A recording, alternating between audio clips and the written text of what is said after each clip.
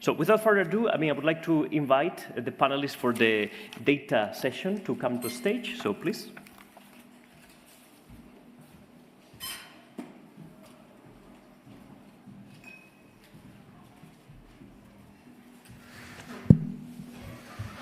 Thank you. Okay, so in the session today, we're going to discuss data challenges in sustainable finance. As you may imagine, data is one of the key aspects in terms of enabling sustainability. As I see sustainable finance, it's a big problem of asymmetric information. If you don't have the information on what you need to understand from your clients, from your customers on their sustainability performance, it's going to be very complicated as a financial institution to finance that client towards their goals or targets and achieve even greater sustainability. As such, what we see in the market is an increased hunger for data, as well as provision, and in different jurisdictions, also regulation mandating disclosures and other types of approaches in order to generate that information. So this may be also a topic that is not always on top of the agenda for everybody. It's a topic that sometimes goes under the radar, but it's underpinning the majority of the discussions on sustainable finance and the discussions between customers and banks, between financial institutions and beyond. So with me today, I have a very nice group of distinguished panelists. So first we have Angélica Afanador, that is director at Guidehouse Consulting and also the executive director of PCAF, the platform for carbon accounting financials. Then we have also Hans Biemans, that is the head of sustainable markets at ING, also a member of the EU platform on sustainable finance for the European Banking Federation. Then we have Stefan Malchow, that is the head of sales of SAP Fioneer, there's a data company, and also Xavier Demeulenaere, that is the research and analysis associate at S&P Global Mobility, so focus on that specific sector. And without further ado, what I would like to do is to ask a question to all of the panelists to understand what do you see as the core challenges in terms of data needs currently in the market, and where are the solutions coming from? So, Angélica, maybe. Yeah. Okay, so let's start with first asking what's the data we were talking about, right? So I will focus on climate data, so greenhouse gas emissions, which is the focus of PCAF. So the likes of finance emissions, insurance-associated emissions, or emissions from capital market transactions. So when I think about the core challenge of the data for calculating this or to measure and disclose these emissions, we've been looking into that for many, many years, and this issue is not a new one. It just has evolved. It has evolved from the point in which we were at a situation where financial institutions will say, well, we don't want to do this measurement because there is no data. To a point where they actually are doing the measurement, but they want better data. So data that will help them do a more precise calculation of those emissions. So for me, the core challenge is how do financial institutions, banks, investors, and insurance companies get access to primary data? So that means data from their customers and data from corporate clients. And that is because if you are thinking about measuring the emissions of a portfolio, you really need to know what are the emissions that are happening in the real economy.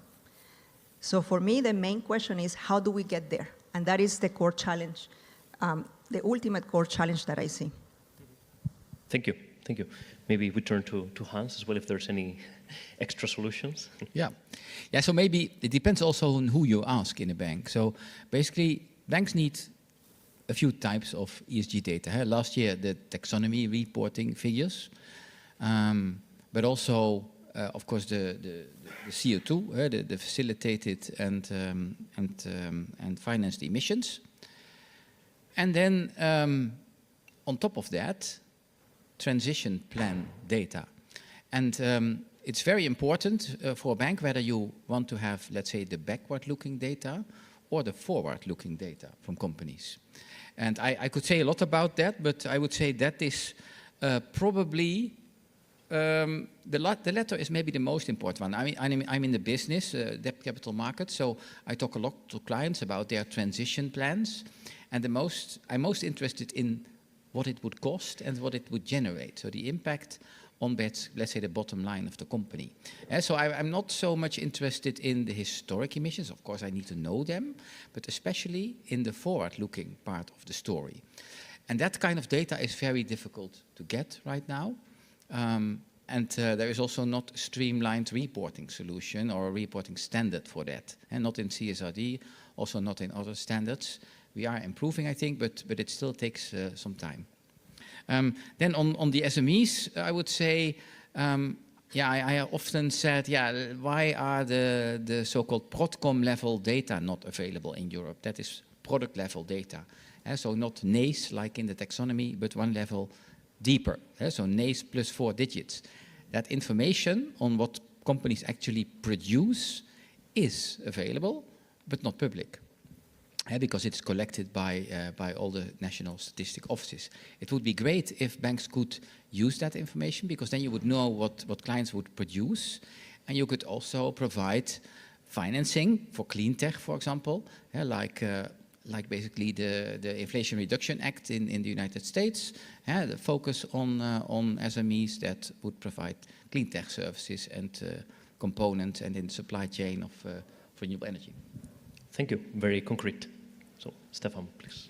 Yes. So maybe just briefly to start with, you will be familiar with SAP. SAP Fioneer is the former financial services arm of SAP, home to the bank and insurance-specific solutions and also ESG data management solutions. So when I think about what are the main challenges when it comes to data, then I think we need to take a perspective of thinking about what do you actually want to use the data for. And there's two big things that I see here. A lot of the usage of the data initially was driven for disclosure purposes. If you need the data for disclosure, then the main challenge that you have is explainability, right? You want to have full transparency in the data, you want to have data lineage and so on and so on. Now, the other big thing that we see is that you also want to have data for decision making, right? So you want to be steering towards targets, steering towards net zero targets, for example. And when you want to start including ESG data in your decision making, then it's not just about explainability anymore, but it's very much about accuracy, right? If you're starting to make investment decisions, credit decisions, deciding if you're going to bank a certain company or not based on emissions data, then you want it to be accurate. And the two key levers that I see of getting towards more accurate data are actually exactly the two things that Angélica and Hans mentioned just now. Those are the two things I also noted down. The first one is moving from top-down data towards bottom-up data. That is, if you think about financed emissions, if you think about the data quality scores, top-down data means you use industry averages, right? It's these data quality 4 and 5 in the PCAF framework. It can lead to inaccuracies of 40 to 50%. If you go down to the higher data quality scores, data quality 1 and 2, that means using actual reported emissions data, and the margin of error goes down, it goes down to something like 5 to 10%. So that kind of data is a lot more decision useful.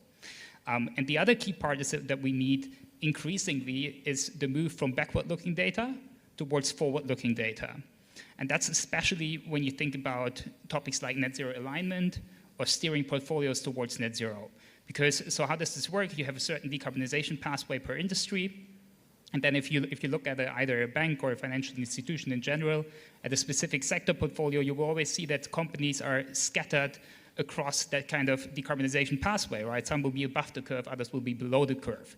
Now and that's if you take the point in time data. So if you base your decision making solely on that backward-looking data, you know, if you want to be very strict, that's going to mean, okay, I'm going to stop banking all of the companies that are above the curve.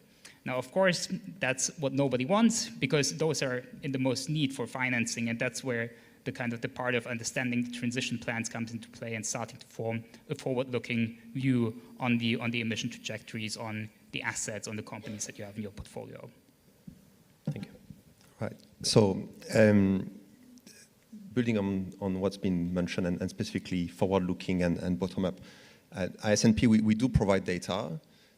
we are proud of our heritage on very granular data, but also it's obviously a challenge. So I'm looking at the automotive industry, and obviously more transparency from the industry is always a good thing. So disclosure is great, but it's just a starting point. When you look at what CDP did to kind of enable more disclosure, that's a good starting point, but quickly I think you reach a point where first is not forward-looking, and second is people will tend to kind of disclose things that's kind of beneficial to them. So things like without a standardized methodology and kind of things, well, we want to show that because we want to show we're leading in that way. Maybe forgetting other things where they may not be leading. So I think relatively quickly what's required is regulatory guidance. And it becomes a must, but it's striking the balance between making it helpful without being too much of a burden on the industry. So beyond sustainability and the finance world, if you look at the example of the European Union, there's regulations. Again, I'm going to look at automotive, but regulations on reducing tailpipe emissions, limiting CO2 emissions of battery production, deployment of renewable energy, deployment of EV charging points. So all of that are things that are transforming the industry.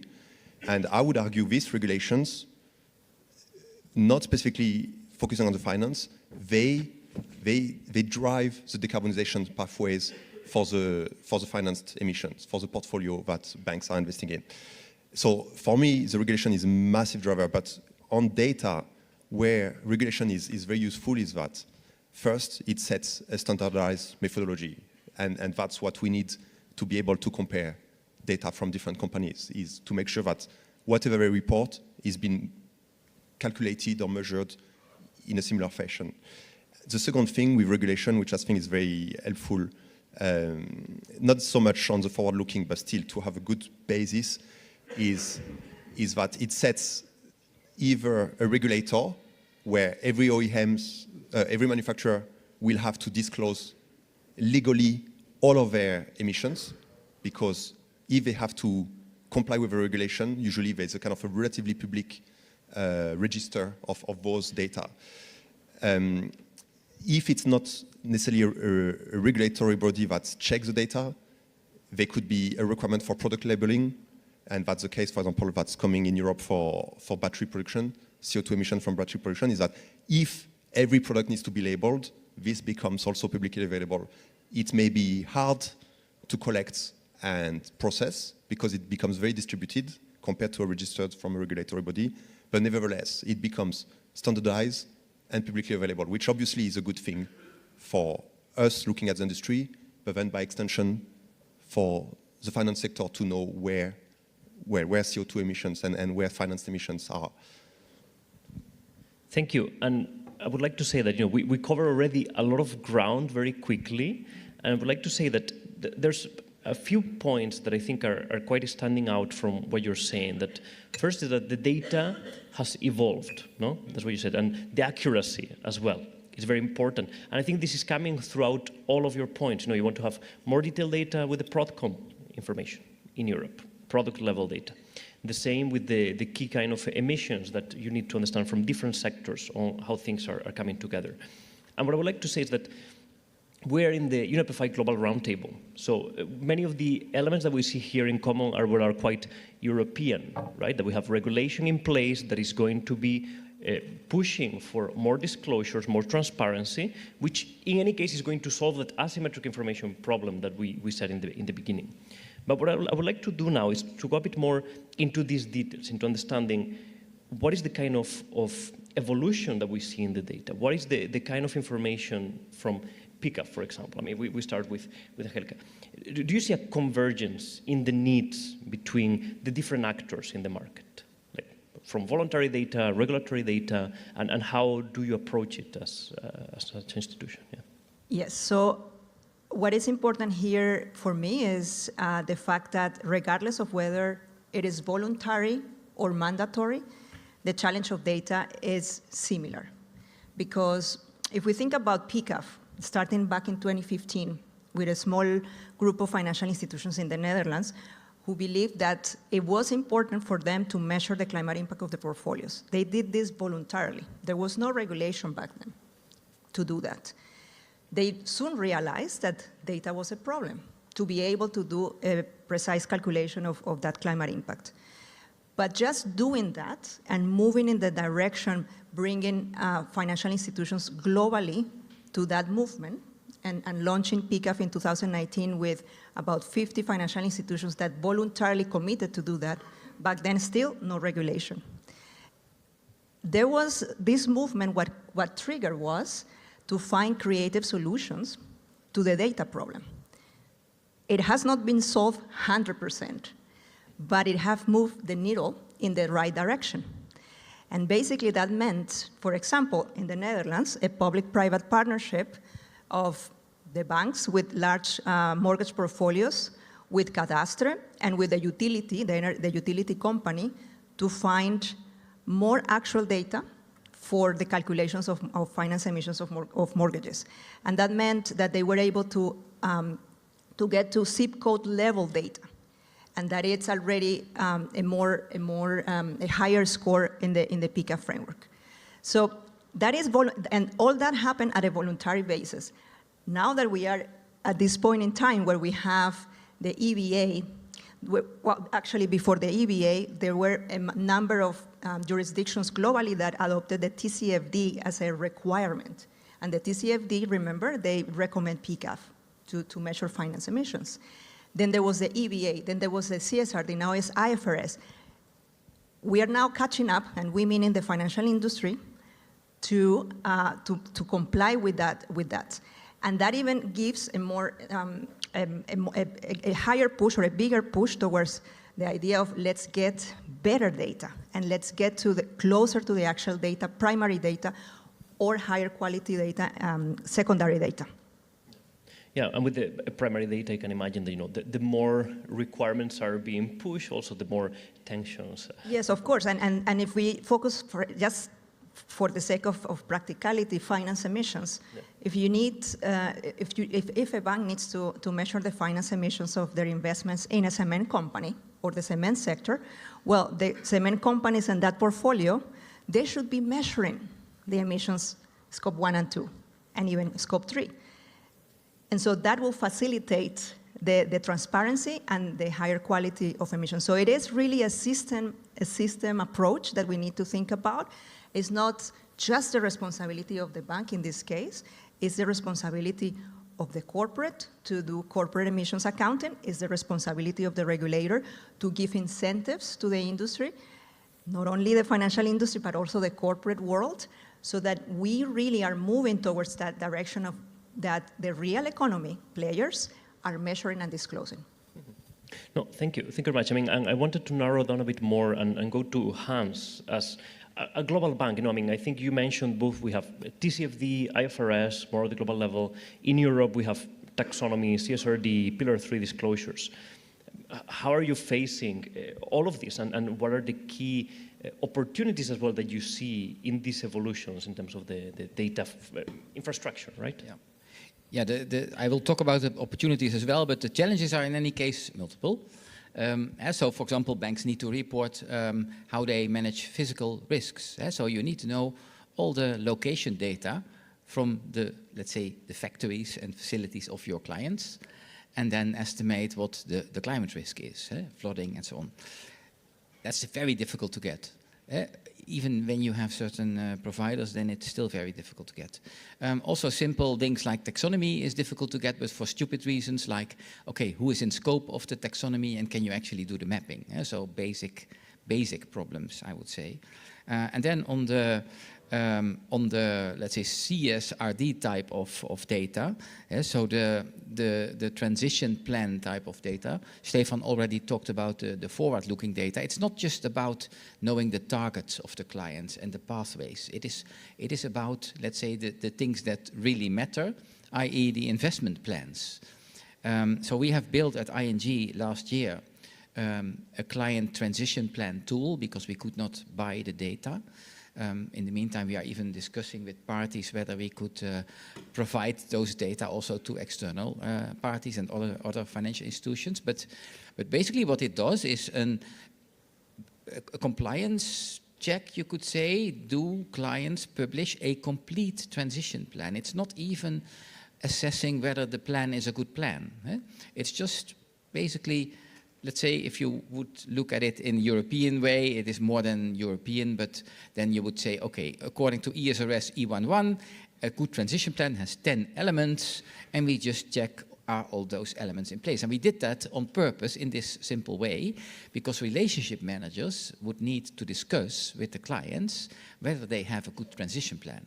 They get a score, and that score feeds into the reporting for, let's say, risk management, ECB, and so on, but also into the commercial processes. Now, it would, of course, be nice if in a few years there would be a single access point for such data where we could find everything, including the CapEx plans of the companies and so on. That would be great. But for now, we need to really do that partially manually, which is not ideal. I do also see that banks need, to a certain extent, detailed data. So many people in the market are still focused on the pathways, the targets, but you also need to know as a bank, what is the financing plan behind it? Do they need CapEx? Is it financed via blended financing? Do they maybe move things off balance via project financing? Are there private equity firms involved in financing part of the transition? So how, or do they have to issue equity? So all these difficult questions, and it's of course not expected that you will soon find that in CSRD disclosures. So there is not a guideline how actually the financing plan behind the transition should really look like in detail.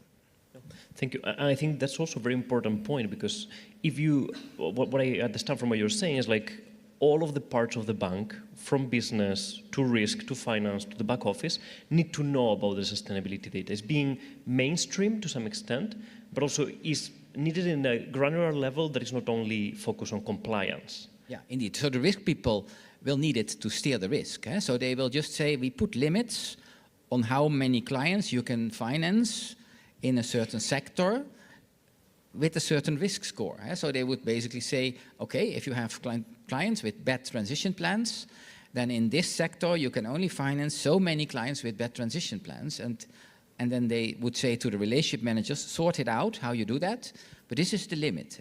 Same for the buildings, they would probably say, okay, or that's already the case, you cannot finance more than X% of the buildings with bad EPC labels. So that's how the risk works. The reporting people, of course, just need to report and need to have clear and auditable data. And the commercial people like myself would need more the, let's say, the financially relevant data for the transition. Yeah. Thank you, thank you. Look, I would like also turn to Stefan now, and maybe I think it would be good also if you explain a bit how SAP Fioneer works, and what I would like to ask is, what is the kind of data that your customers are asking for in the first place, and how do you see that it differs between regions, both in terms of information that is available and what are the requests that you're getting? Yeah, so our customers, they really look for ESG data management solutions from us. And there's two big use cases that we're seeing. The one is driven by the regulatory reporting side. That is, I have to report under CSRD, I have to create my EBA Pillar 3 reporting, I have to report under also voluntary commitments such as the NZBA, for example.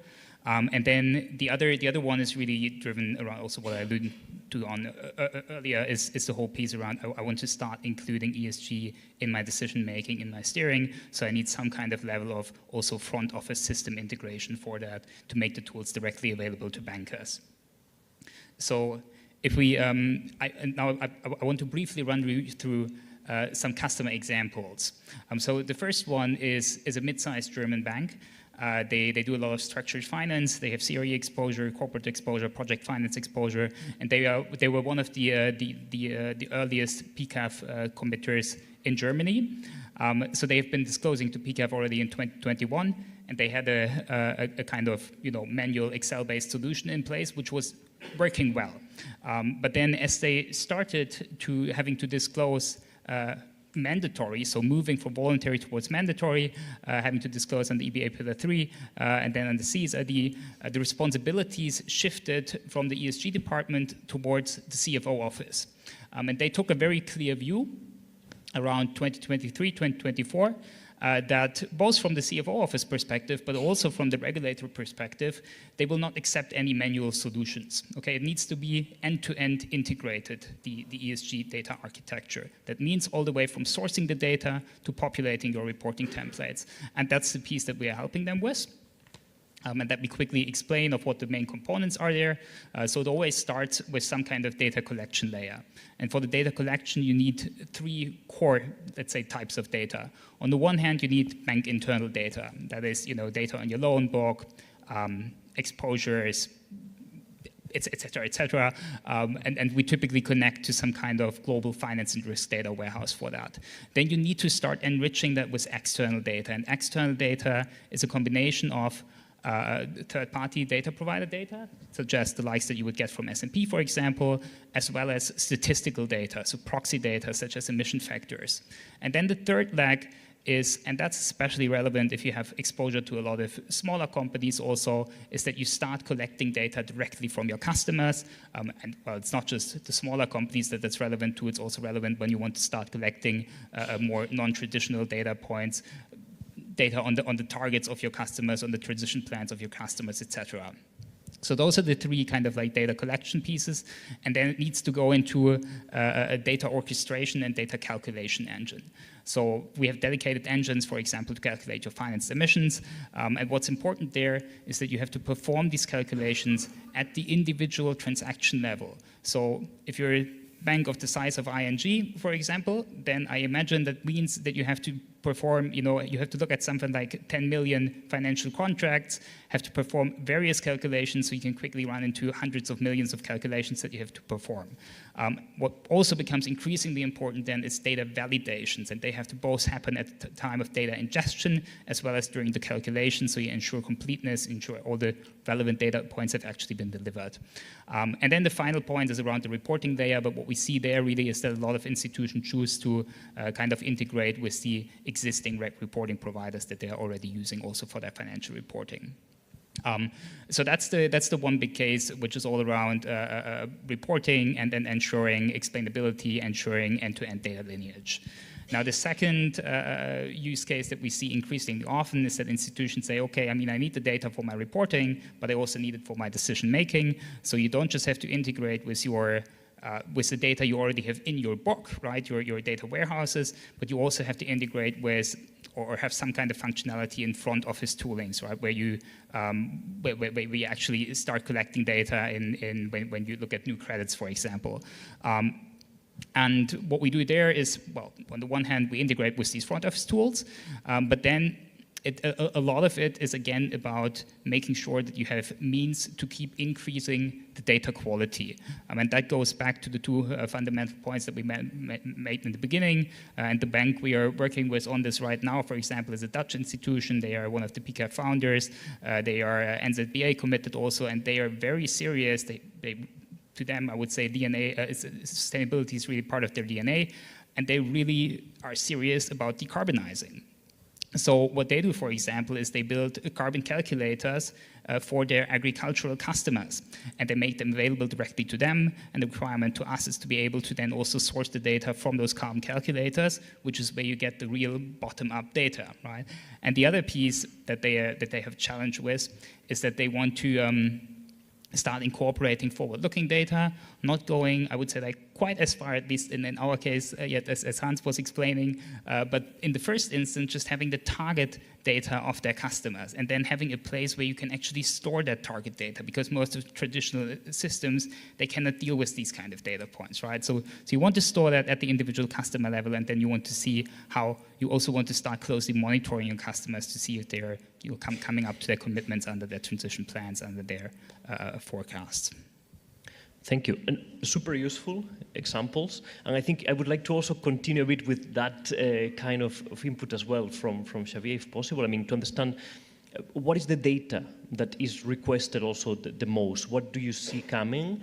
And which improvements as well for the market? Because a financial institution that is exposed on the mobility sector as well may have completely different needs depending on the type of assets they're financing. So, yeah. So obviously S&P is a big financial service company. So we have links with a lot of investment bank and so on. But the mobility division historically and traditionally we've been working and providing data mostly to the industry. So we have a very granular level of data. Typically it's for industrial planning purposes, marketing and so on. We have a very granular level of data, which is good starting point to provide carbon accounting solutions for financed emissions. So for us it's good because when you look at use phase emissions, we can achieve a PCAF data quality score of 2. Very granular, real physical product rather than industry average. So I think this is a good thing to support the financial industry. But the challenge is that it's very granular, but the industry will look at it from a very high level view. It doesn't mean they don't want the granularity. The granularity is there to provide the very bottom-up data quality, but they don't necessarily want to look at it at the granular level.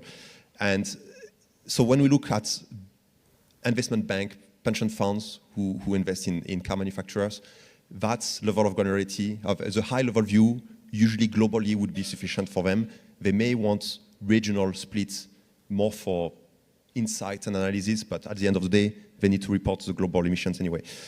Some banks, and so that kind of depends on the use case, but some banks maybe specifically in Japan, they would be more exposed to Japanese car manufacturers.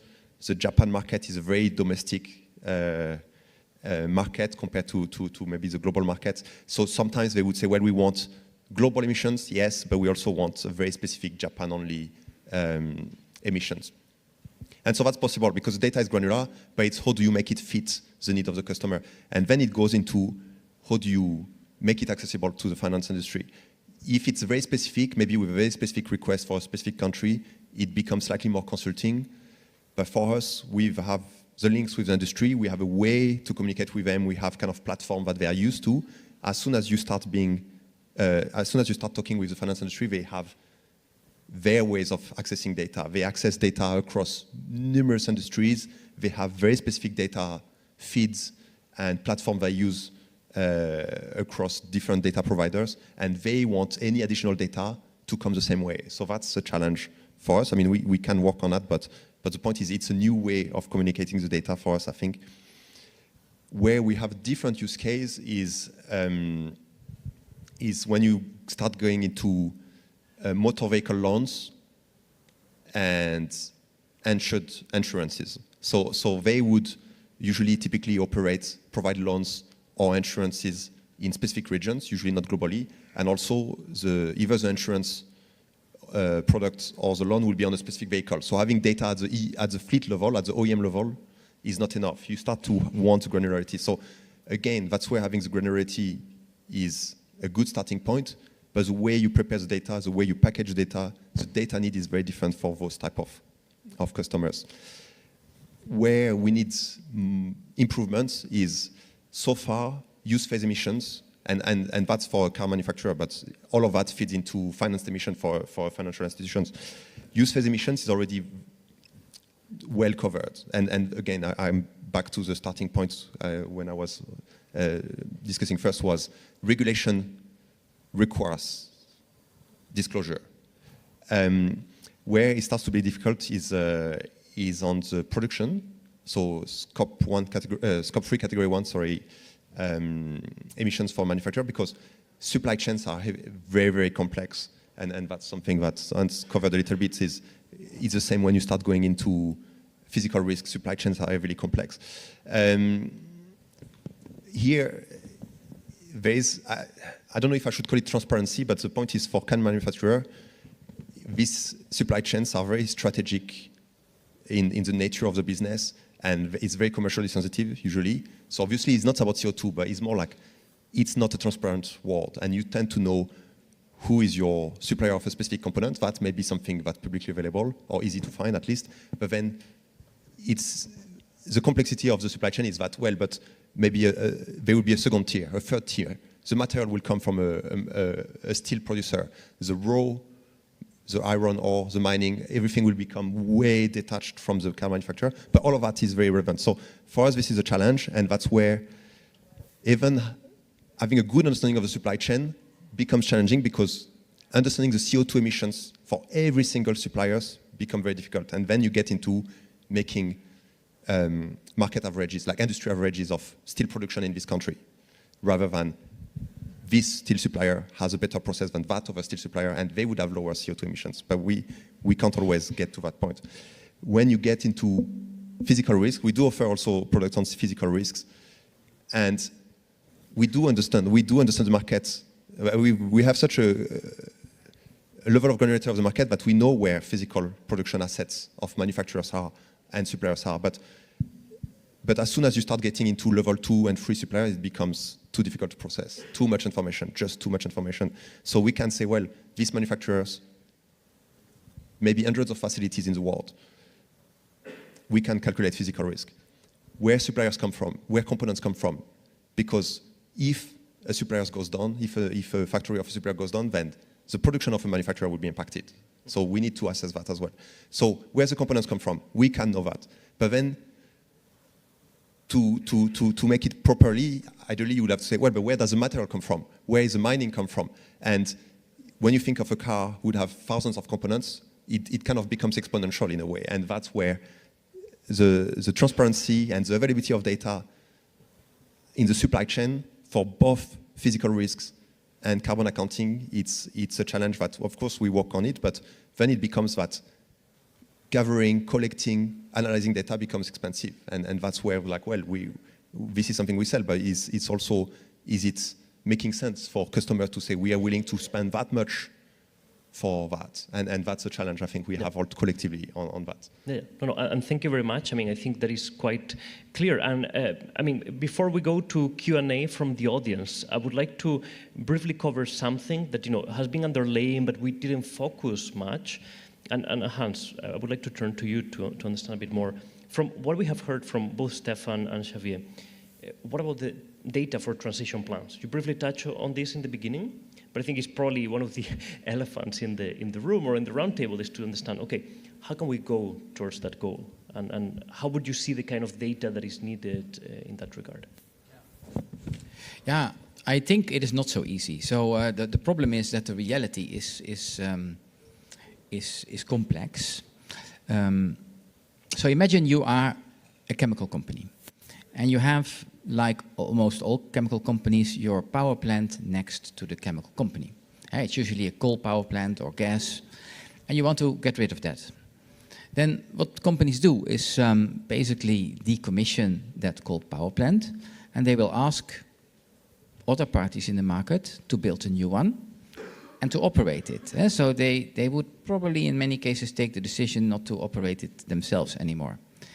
So then typically they would keep a stake. It would be a special purpose vehicle somewhere next to the factory, other legal entity.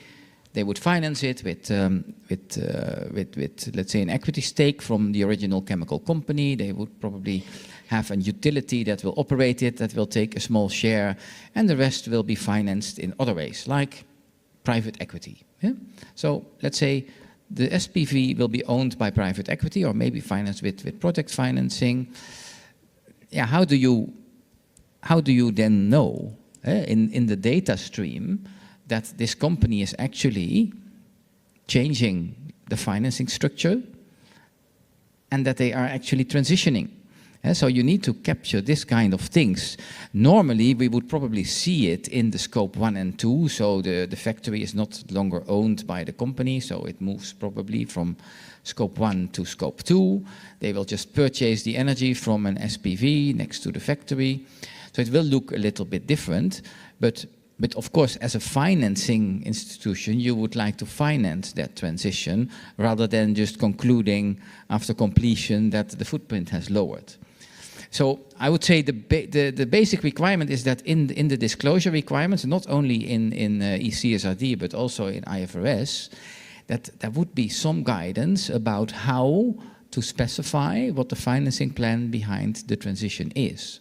And then the majority of the let's say the elements of financing, so the equity, the debt, etc. Now, what we do, for example, already is looking at the valuation of a company. So we would try to model, these are the costs of the decarbonization, These are the potential revenues from the decarbonization, from sustainable products or cost savings or whatever. And then we try to calculate it in a discounted cash flow analysis, how the financial picture of the company would look like after the transition. And I can assure you, transition amounts are large. So there are companies in Europe who spend really billions on it. I have seen even amounts of 40 billion for the energy transition for utility. Or chemical companies would typically spend 2 billion on one carbon capture plant. So these amounts are huge, and you must know how they are financed. Thank you. I think you make an excellent point on the requirements of transition finance to be able to show, to the stakeholders and to the regulator and every stakeholder that it's wanting to see what the transition finance is really taking place in the real economy. What I wanted to add there is that we just launched last week a set of methodologies, new methodologies for accounting, for greenhouse gas accounting of portfolios. And one of the methodologies is about transition finance. So not a backward-looking metric, but a forward-looking metric. And that is looking into what is the positive impact that banks and investors are making in the real economy for the transition. So for the example of that chemical company that wants to transition from a coal power plant station to renewable energy, for example, then it's going to take years to decommission. It's going to take years to really implement that renewable energy sourcing for the chemical company to claim that that they have net zero emissions on that scope 1. So what we want to do is to enable the financial industry to claim that with transparency. Say, okay, yes, in the meantime, there are some scope 1, 2 emissions that they might reduce those expected emission reductions, but the money that is being channeled to the real economy to do that transition is going to be accounted, and there's going to be a methodology for expected avoided emissions, but also for solutions for companies that are providing solutions into the real economy to make that transition. So I take the opportunity to invite all of you to participate in the public consultation. It's a draft methodology. It's not the final one. And you practitioners and stakeholders playing in this sector, for us, it's very valuable to get your input and perspectives. Thank you. I see we have around 5 minutes left, a bit more, and I wanted to turn to the audience if there's any questions for the panelists, and I think a microphone will be provided. So maybe, yeah, gentleman there. Yes, go for it. Hi, thank you very much for your presentation. And could you introduce also yourself a bit? Okay, great. So my question is, what are the best practices for measuring and quantifying the impact of sustainable finance initiatives, especially in the sector of water, and how can data analytics help in that process? We focus on emerging markets. Okay. Maybe we can gather a few and then we... Yeah. Okay. Wonderful. That was just a short journey for the microphone. Hi, I'm Hannah Redders, Data for Change Foundation. And I love that, Angélica, you have mentioned also what data are we talking about? Is it about official data? Is it trusted data? Is it data that comes with metadata? Because that's something in a world where we all should stand up for a fact-based worldview, that's also something we cannot forget. And I love that also, Hans, the point was raised on one central access point. So my question is, how could that look like? And then secondly, we usually work through the Partnership for Statistics in the 21st Century, Paris 21, to empower national statistical offices in the Global South. And this is a key point because good data also needs funding because we are far ahead. We have very great and innovative ways to collect data, but if we look at the Global South, that nexus of understanding, we need to empower systems to collect data regularly with high quality, analyze it, that's something that also needs funding. And what we are currently working on, gender data has been a big topic for us, but now exactly Scope 3 is a problem for everyone. We did an event with World Business Council for Sustainable Development, and don't worry, I'll be talking quickly. And what we now learned is that we need to empower SMEs in the Global South, and we're currently looking for funding to create a tool that empowers SMEs and SME data boost and feeds the data back to the national statistical system. Thank you. Talk to me if you want to talk about that. Maybe we can take one more in the back. There's somebody, yeah. Okay. Yeah, my name is Masamba Choi. I'm the project executive of the UN Climate Change Global Innovation Hub, an initiative of the UNFCCC Secretariat. I think the main challenge with sustainable finance is the fact that the action is undertaken in a place that is different from where actually the impact will materialize. So the very first challenge that we are facing is how do you build a theory of change that is linking goal, action, output, outcome, and impact. And then the second challenge that I see for sustainable finance is that the impact most of the time is not just due to finance. There are many, let's say, activities that are combined, like activity from policymakers, from tech companies, and even from consumers that are willing to pay a premium for products that are green. So in this case, it's quite challenging if you have all these different stakeholders acting to attribute impact to these different actors. So how do you see option to address these two challenges? Okay. Who would like to take? I mean, we have a question, first focus on the water sector, I think more on the Global South, together with the second one. And then the third one more about the challenges and opportunities, I think also for sustainable finance. But who would like to take which? Anybody on the water? Challenging, huh? I mean, focusing on CO2. Yeah, exactly. I mean, on the second one, I think I just will respond briefly, but I think what Hans was referring to is the European single access point. There is a regulation that is in the making at the European Union level that will be a repository of financial and non-financial information. But how to build something like this in the Global South, especially for SMEs? Anybody brave? I would just say, I think we should start with piloting this because, I mean, creating something big from scratch like this, there have been many trials in the past.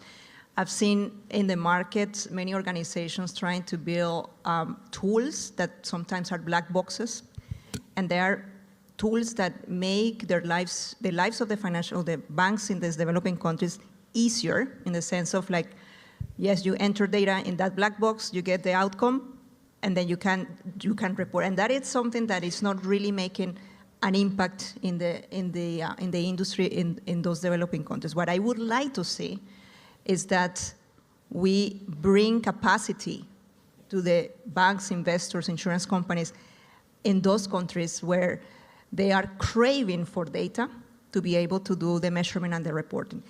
And you mentioned the statistics department. Of course, they are crucial. They are crucial because they are the ones that are supposed to be responsible of gathering the data. So if we can bring them into the table in dialogues, educate them as well of why this is so important, and bring in the public-private partnerships frameworks or models in order to bring the different stakeholders in those countries to pitch their inputs and develop solutions. I think that is a good way and in the right direction. And maybe I can add something. When you were saying that, let's say, how to fund those initiatives, that's an interesting question, I think, indeed. It reminded me of I think, if I'm not mistaken, the initiative is called SEDEX, so the Sustainability Data Exchange. That is a data exchange of a lot of, let's say, smaller companies that then self-report sustainability data, and they are, let's say, gathered in one system, and then they can be used by buyers of the products for their sustainability supply chain assessments. So I would say that kind of models would probably work, because in the Global South, yeah, you will leapfrog. In the western part of the world, we started with GRI data. Now we are more sophisticated with IFRS, with CSRD and a few other disclosure standards. So it's difficult to catch up and to start that, but that kind of things. Exactly. And I think there was also the net zero data public utility and some other things. So what I would like to do is, like, we are over time, but just to let Stefan and Xavier, if they have like a 2 seconds like thing that they want the audience to keep. Yeah, so I'll try to keep it short, but my view is obviously on the automotive sector, but developed economy, they are the largest market.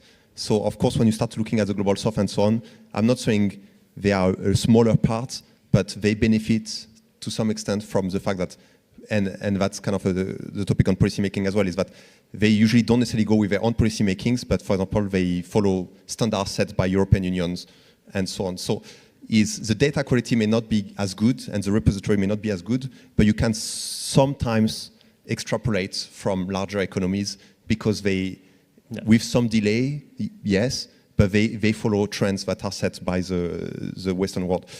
Where I would definitely agree, and with the automotive sector more than probably most other sectors, is that more than sustainable finance, regulatory policy makings is what drives the decarbonization, and that's where regulation reduces CO2, but also provides more data availability because of regulatory actions. Okay, thank you. Stefan, anything? Yeah, I mean, I would say it's really all about collaboration and constant improvement and starting to democratize the topic of data within your institutions, right? So if you're a bank, for example, really important to also get front office bankers, risk managers, etc., very much on top of the topic, so they start pushing these topics into customer conversations and therefore generating more data you can collect. Yeah, I would say the question that the gentleman asked, the third question, was spot on. There are different actors in a bank. The reporting people, the risk people, and the commercial people. And they need to have a joint theory of change.